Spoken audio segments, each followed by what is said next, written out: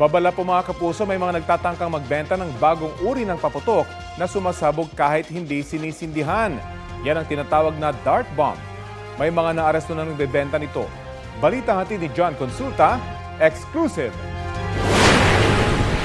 Hindi na bigay. Tasan mo. Tas? Okay.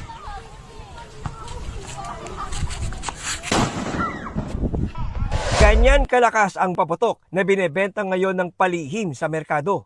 This is a dart bomb. Dart bomb ang tawag sa malakas na paputok na ito na ayon sa pulisya ay lubhang delikado at nasa listahan ng mga pinagbabawal na paputok ng PNP. Parang pillbox na ihahagis mo lang ito. Meron siyang parang kung yung sa pana, meron siyang pakpak. Ito ay yung ihahagis at pag nagkaroon na ng impact is ito'y kusang pumuputok. Hindi ito sinisindihan. Once na inihagis mo ito, wala na tayong control dito, no? Puputok at puputok ito. Alam natin yung mga bata nagtatakbuhan dahil sa saya and at pag merong naghagis nito is itong mga bata ito yung magiging biktima dahil nga wala tayong control dito. Once na pinakawalan natin itong dart bomb, pwedeng ang tatapaan yung mga bata na nagsasayahan.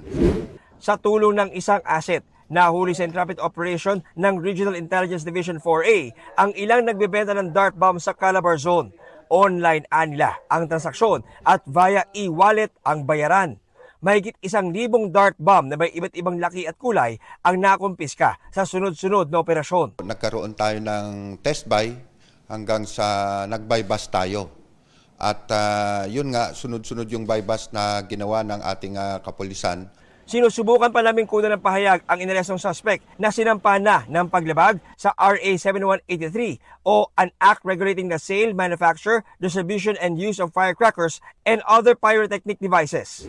Paalala ng PNP sa mga nagbabalak bumili ng paputok para sa bagong taon, siguruhin hindi iligal na paputok ang inyong bibilhin. Doon sa mga may balak bumili, no? Huwag na nating tangkilikin to. No?